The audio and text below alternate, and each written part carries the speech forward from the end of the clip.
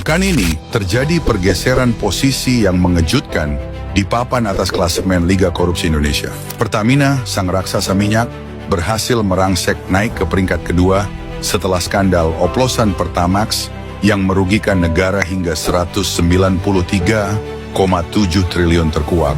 Kenaikan ini membuat Pertamina menyalip Bank Indonesia yang harus rela turun ke posisi ketiga dengan kasus BLBI yang hanya merugikan 138 triliun rupiah. Sementara itu, PT Timah masih kokoh di puncak klasemen dengan rekor fantastis 300 triliun rupiah, hasil dari praktik ilegal dalam tata niaga timah. Nah, itu dia jokes kita minggu ini. Klasemen sementara PT-PT yang melakukan korupsi yang merugikan negara dan rakyat ya. Kita bakal bahas Pertamina Patraniaga ini guys, kasus Pertamax yang menjadi heboh bulan Februari ini. Nah, sebelum kita ke kasusnya, kita mesti pahamin dulu nih alur bagaimana minyak itu dibuat, diolah, dan sampai ke SPBU. Yang pertama, bensin yang kita pakai itu awalnya itu dari minyak mentah guys. Nah, minyak mentah itu awalnya kotor kayak gini nih.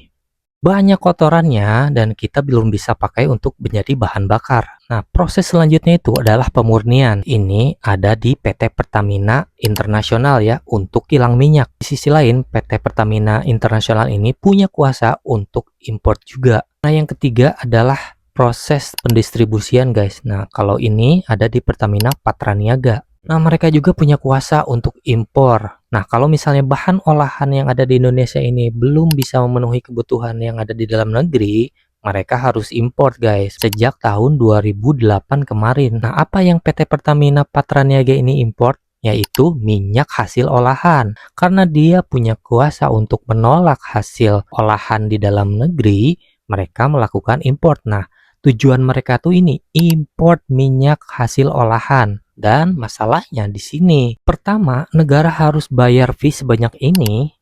Nah, yang kedua, harganya mereka markup juga, guys. Melakukan pembayaran minyak yang RON 92. Sementara yang datang itu bukan 92. Padahal barang yang datang itu 88, di kontraknya 88. Nah, kenapa minyak hasil kilang minyak di Indonesia ini mereka tolak? Di keterangan yang ini, padahal kualitas kilang minyak di Indonesia ini pun masih oke-oke aja kalau misalnya dihilangin untuk sulfurnya dan lain-lainnya ya. Nah, sampai saat ini keterangan yang dapat kita terima dari Dirut Pertamina Patraniaga Mars Ega Legowo Putra dalam sidang di DPR kemarin, kalau kualitas bensin RON 92 itu atau Pertamax masih dalam kualitas yang sesuai. Jadi guys, ini keterangan dari Dirut Pertaminanya ya, kalau Pertamax itu masih oke aja untuk dipakai sesuai dengan standar Pertamina. Penyidikan ini dilakukan dalam kurun waktu 2018 sampai 2023. Artinya perbuatan ini sudah selesai. Ya kan? Oleh aparat penegak hukum, oleh jaksa, ditemukan bahwa ada peristiwa pidana di situ. Nah, yang ketiga, bahwa berbicara minyak itu barang habis pakai. Artinya, minyak yang 2 tahun itu nggak akan ada lagi di saat sekarang. Ya. Nah, jadi dari dua sumber ini, kemungkinan besar, bensin Pertamax yang ada di SPBU sekitar kita itu masih murni sesuai standar Pertamina ya. Ya, mungkin beda sedikit dengan Vivo atau Shell. Tapi menurut saya nih ya, belum ada hasil uji lab yang secara langsung menunjukkan bahwa Pertamax yang dijual ke kita itu sama persis dengan kualitas Pertalite. Belum ada hasil lab resmi yang dikeluarkan dari pemerintah maupun Pertamina. Nah, ini info selanjutnya lagi guys, kabar terbaru dari Kejagung. Dari Pak Harli Siregar lagi ya, kerugian negara 193 triliun itu hanya untuk tahun 2023. Kalau di total dari tahun 2018 sampai 2023 kemarin, itu totalnya senilai 1 kuadriliun guys. Gimana bayangin dan ngomongin ya? Bayangin aja guys, kuadriliun itu segimana besarnya guys. Gue sampai bengap ya. Ya gitu aja guys untuk update hari ini. Semoga kerugian negara ini bisa dibayarkan oleh PT Pertamina ya. Apa? Mari Pak. Tenang, maju. Tenang. Pak Batman.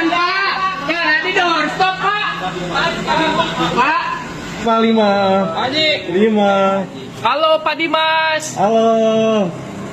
Buka. Ayo buka. Woi, udah malam ini.